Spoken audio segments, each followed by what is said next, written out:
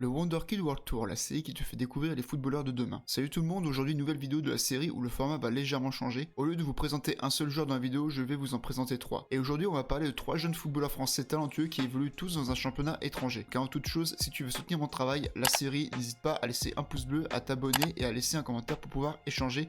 C'est très important pour moi. Voilà, maintenant c'est parti pour la présentation du premier joueur. Premier joueur, Kylian Sildiya, avec une valeur marchande estimée à 12 millions d'euros. Né le 16 mai 2002 à Montigny-lès-Metz, en Moselle, commune située en périphérie de Metz, bien joué. Kylian a commencé le football vers l'âge de 6 ans en jouant pour plusieurs clubs. L'AS Montigny-lès-Metz, l'APM Metz et le très connu FC Metz. Ça fait beaucoup de Metz dans cette phrase. Et il restera de 2010 à 2020 chez les Grenats, soit jusqu'à ses 18 ans sans parvenir à décrocher un contrat professionnel. En effet, Kylian ne jouera uniquement qu'avec l'équipe réserve du club et participera tout de même à la montée en National 2 de l'équipe B lors de la saison 2019-2020. Défenseur droit sera tout de même convoqué avec l'équipe professionnelle en janvier 2020 lors d'un match de Coupe de France face au FC Rouen, mais il ne sera jamais rentré sur le terrain. Malgré tout, le FC Metz lui propose un contrat professionnel, le club voit tout de même du talent chez le joueur. Mais Kylian décide de repousser l'offre, conseillé par Rockgon Sport, une agence pour joueurs professionnels, et lui conseille plutôt de s'exiler en Allemagne. Et c'est avec le club du SC Fribourg que Kylian et son conseiller auront des contacts. C'est donc le 19 août 2020, à l'âge de 18 ans, qu'il signera son premier contrat pro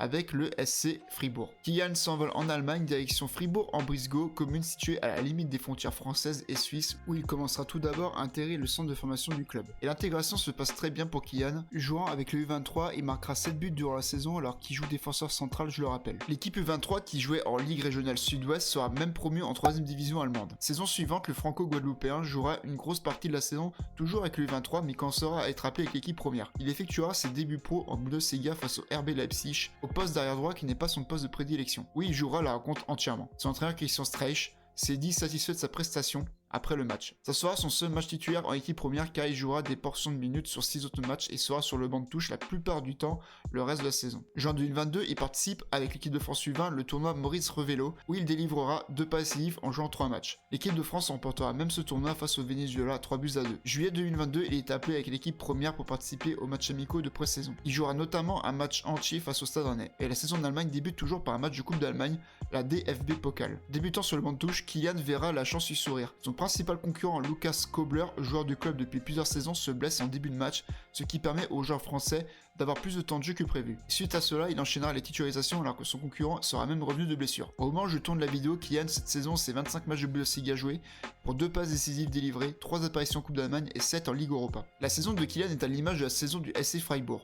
Le club allemand est 5ème à seulement 9 points du leader et réalise encore une fois une très bonne saison. Eux qui ont fini 5ème de Bundesliga la saison dernière. Un club qui monte en puissance tout comme le jeune Kylian. Et ce dernier ne regrette absolument pas son choix d'être parti du FC Metz comme il le déclare. Quand j'ai rejoint Fribourg depuis Metz, nous avions un plan. Et ce plan a fonctionné sur tous les aspects. Maintenant je veux encore m'améliorer et jouer avec l'équipe au plus haut niveau possible. Le directeur sportif du club, Clemens Artenbach, est aussi très satisfait du rendement du jeune poulain. Grâce à sa qualité, sa patience et son humilité, Kylian joue un rôle important au sein de l'équipe. Ça fait plaisir de voir que ces attributs nous permettront de marquer encore plus de buts, sa flexibilité, sa puissance et son réalisme le rendent spécial. Maintenant, nous allons travailler ensemble pour continuer son développement. Et pour montrer qu'il est un jeune joueur à suivre, le franco-guadeloupéen a intégré la liste des 40 finalistes du Golden Boy 2022, le prestigieux trophée décerné par le journal italien Tuttosport, au meilleur joueur de moins de 23 ans de l'année. Tous ces éléments lui ont permis de faire grimper considérablement sa valeur marchande de 400 000 euros à 12 millions d'euros en l'espace de seulement 2 ans, selon Transfermarkt. Concernant les qualités du joueur, il y a un domaine où il excelle, c'est dans les duels aériens. Selon les statistiques, il ferait partie des meilleurs joueurs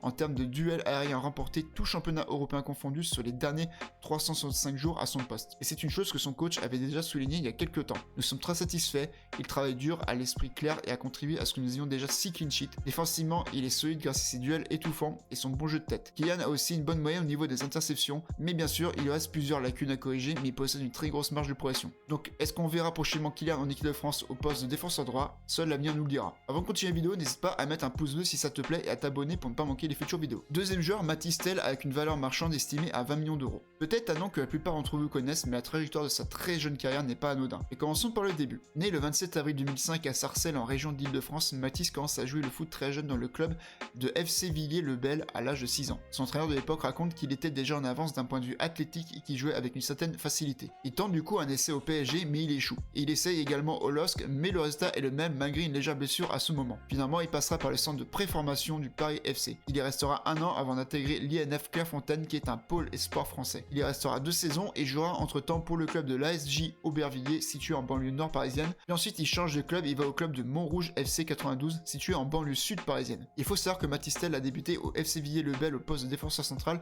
malgré qu'il avait des qualités offensives. Un peu bête vous me direz mais son entraîneur d'époque explique que les terrains étaient trop petits pour lui, ça lui donnait la possibilité de partir de plus loin balle au pied pour mieux mettre son potentiel en lumière. Et c'est à partir du moment où il joue avec l'ASJ Aubervilliers qu'il commencera à jouer au poste d'attaquant. Mais en 2018, lors de sa première saison à l'INF de Clairefontaine, Mathys signe un accord de non-sollicitation avec le Stade Rennais. En gros, il reste dans le club où il est et rejoindra le Stade Rennais à l'âge de 16 ans selon le règlement de la Fédération Française de Football. Au moment de l'accord, Mathys a 13 ans. Il poursuit donc sa progression à Aubervilliers puis à Montrouge. Arrivé 2020, c'est le confinement et des clubs étrangers anglais, allemands et espagnols proposent à la famille du joueur de casser le contrat avec le club breton. Droit dans leur botte, la famille de Mathys refuse les offres, direction la Bretagne pour la famille Tel en 2020. Et comment dire que sa progression sera fulgurante. Lors de la saison 2021-2022, Mathys fait ses débuts professionnels avec l'équipe première en août 2021 face au Stade brestois. Il devient alors à 16 ans et 110 jours le plus jeune joueur du club à débuter en pro, cassant le record d'Eduardo Camavinga. Durant la saison, il fera 7 apparitions en Ligue 1, 1 en Coupe de France et 2 en Conference League pour au total 89 minutes de jeu, soit un match entier. Je rappelle qu'à ce moment-là, il n'a que 16 piges. Mais c'est lors de l'été estival 2022 que sa carrière va connaître un bond gigantesque. Voyant un énorme potentiel, le Bayern Munich propose une offre inattendue au club breton pour s'attacher les services de Mathys Tel. Offre du club bavarois, 20 millions d'euros plus bonus pour monter jusqu'à 28,5 millions d'euros. Offre difficilement refusable pour Stade Rennais, surtout que je pense qu'il y a sûrement une clause où le Stade Rennais touchera un petit peu d'argent si Mathys Tel est revendu à un autre club. Donc c'est devenu officiel, Mathys signe au Bayern Munich à l'âge de 17 ans et portera le numéro 39. Il poursuivra sa formation dans une institution où la rigueur et le sérieux sont de mise. Rejoignant un effectif avec déjà un énorme apport offensif comme Sadio Mané, Leroy Sané, Jamal Musiala ou bien Kingsley Coman, Mathys sait très bien qu'il n'aura pas énormément de temps de jeu à ses débuts. Et pourtant, au moment où je tourne cette vidéo, on est en fin de saison. Et Mathys a tout de même eu 17 apparitions en Bundesliga avec quelques titularisations. Et surtout 4 buts marqués en championnat. Son premier but, c'était le 10 septembre face à Stuttgart. Il est annoncé titulaire et marquera le premier but de la rencontre. À ce moment-là, il brise un autre record. Il devient à 17 ans et 136 jours le plus jeune buteur de l'histoire du club en Bundesliga. Il est aussi rentré 4 fois en cours de jeu en LDC. Et son ancien entraîneur, Julian Nagelsmann, affirmait qu'il était très talentueux et qu'il s'améliorait de plus en plus. Il ne s'étonnera même pas si Mathys plante 40 buts en une saison dans un futur proche. J'espère de tout cœur que Thomas Tuchel ne fera pas n'importe quoi avec Mathys, lui qui peut clairement devenir le futur numéro 9 indiscutable du Bayern Munich. Par contre, il manque peut-être de rigueur. En effet, le club allemand étant une institution très disciplinée, le club bavarois n'a pas hésité à lui donner une amende de 3 000 € début mars. La raison, le jeune Mathys était arrivé en retard de 3 minutes à l'entraînement, soit 1 000 € la minute de retard. Heureusement qu'Ousmane Dembélé ne joue pas au Bayern Munich. Bien sûr, il est passé par plusieurs catégories en équipe de France, U17, U18, U19 et son premier trophée en tant que joueur pro intervient en mai 2022 lors de l'Euro U17 organisé en Israël. Il sera titulaire à 4 reprises dans cette compétition, marquant 3 buts, portant le brassard de capitaine à 3 reprises et remporte l'Euro 2022 face aux Pays-Bas. Il continue à exceller en équipe de France U19 où il a marqué 5 buts dont un triplé face au Kazakhstan, 4 passes décisives en 5 matchs de qualification pour l'Euro U19. Au niveau de ses qualités, c'est un joueur très athlétique, technique, très rapide, capable d'évoluer en point de l'attaque ou bien au poste d'ailier. Il est aussi excellent dribbleur. Il n'hésite pas non plus à effectuer des replis défensifs si nécessaire, donc il fait preuve d'une grande générosité. En tout cas, je pense personnellement que Mathys a un très bel avenir,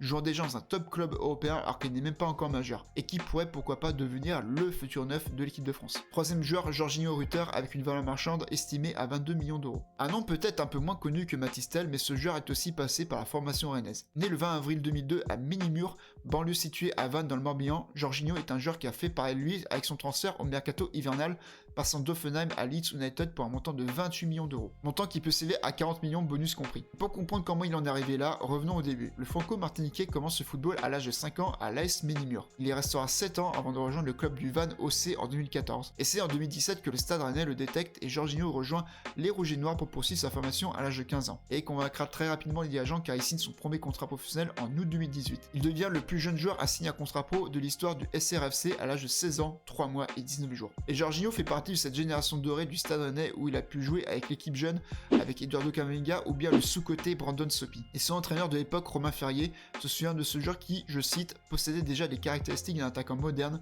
avec un très bon état d'esprit, C'était aussi un garçon très généreux, il fallait d'ailleurs canaliser son énergie car il courait beaucoup, pas toujours de manière réfléchie. 10 jours après sa signature de contrat pro avec le club, il est convoqué par l'entraîneur de l'équipe A de l'époque, Sabri Lamouchi. Il fera sa première apparition en Ligue 1 le 26 septembre 2020 face à l'Est Saint-Etienne, sous les ordres de Julien Stéphan. Bon, par contre, il aura joué qu'une minute. Mais le 8 décembre 2020, le Stade Rennais joue un match de Ligue des Champions face au FC Séville au Roison Park. Jorginho rentrera pour les 20 dernières minutes de la rencontre en remplaçant Mbanyang et marquera un but sur penalty en fin de match. Son premier but en match officiel depuis qu'il est joueur pro. Il devient également le plus jeune joueur français à marquer en Ligue des Champions depuis Kylian Mbappé. Il aura aussi joué 4 matchs de Youth League pour un but marqué avec les U19. Par la suite, il ne fera que 3 rentrées en cours de jeu en Ligue 1, mais cette situation irrite le jeune Jorginho qui veut absolument avoir du temps de jeu. Sous contrat jusqu'en juin 2021 avec le club breton, il exprime son souhait de partir alors qu'il n'a que 18 ans et très peu de temps de jeu en pro, je le rappelle. C'est lors du mercato hivernal 2020 que Jorginho fait ses bagages, direction l'Allemagne et le club du TSG Hoffenheim, qui décide d'acheter le joueur pour 900 000 €,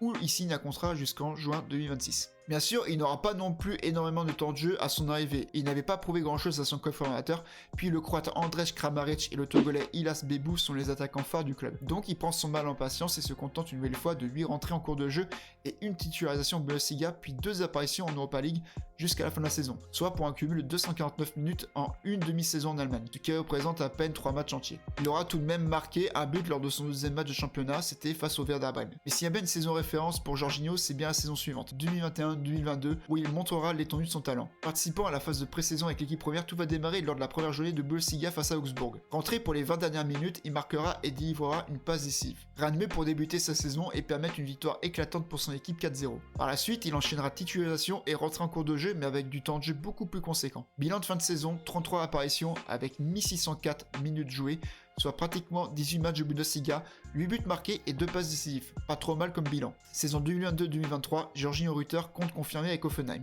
Et s'il y a bien un fait de match que vous avez entendu parler de lui, c'est ce magnifique but inscrit face au Bayer Leverkusen lors de la 3e journée de Bundesliga. Regardez. Avec ce ballon pour Rutter. Rutter qui tente sa chance.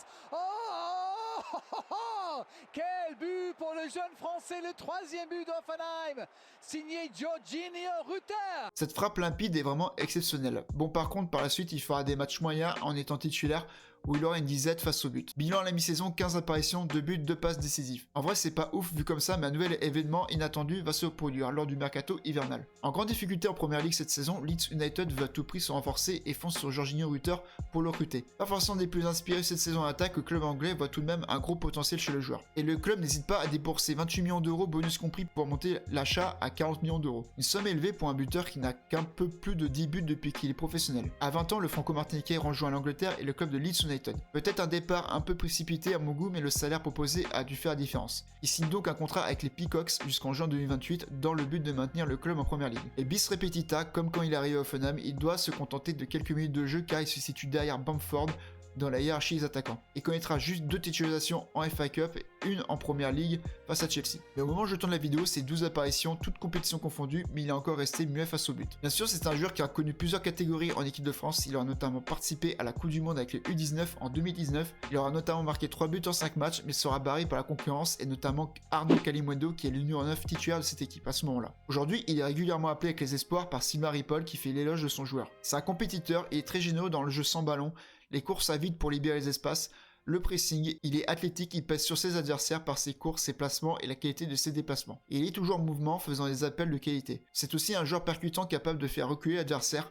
En tant que premier défenseur, il harcèle les défenseurs qui ne laissent jamais dans le confort. C'est un vrai poison. Mais il rajoute qu'il possède quelques lacunes. Dans la justesse technique, dans le petit jeu, les remises, il doit aussi être plus régulier devant le but, être plus relâché, plus précis. Et effectivement, on le ressent en ses stats, il doit être plus régulier dans la justesse technique, dans sa finition, car on sait qu'il est capable de sortir des superbes frappes comme je vous l'ai montré précédemment. Pour moi, Rutter possède une grosse marge de potentiel, mais je crains qu'il n'ait brûlé les étapes un peu trop vite et qu'il soit parti trop tôt de son club formateur. Après, il n'a que 21 ans, il est jeune, mais il faut maintenant qu'il gagne sa place dans une équipe en grande difficulté en première ligue. Merci à vous d'avoir suivi cette vidéo. Si vous êtes un joueur du jeu vidéo Football Manager, mon partenaire FM Ultra détient un site consacré au jeu, des tutos, des vidéos youtubeurs répertoriées, tout est mis sur son site. Et si vous voulez des méos pas chers, n'hésitez pas à utiliser le code FMULTRA en majuscule FMULTRAS. Vous aurez moins 12% sur le site lebonmaillot.com. Lien en description. Si vous avez des suggestions de jeunes talents pour une prochaine vidéo, n'hésitez pas à le dire en commentaire et à me dire également ce que vous avez pensé de la vidéo. Moi je vous laisse, portez-vous bien et à la prochaine tout le monde.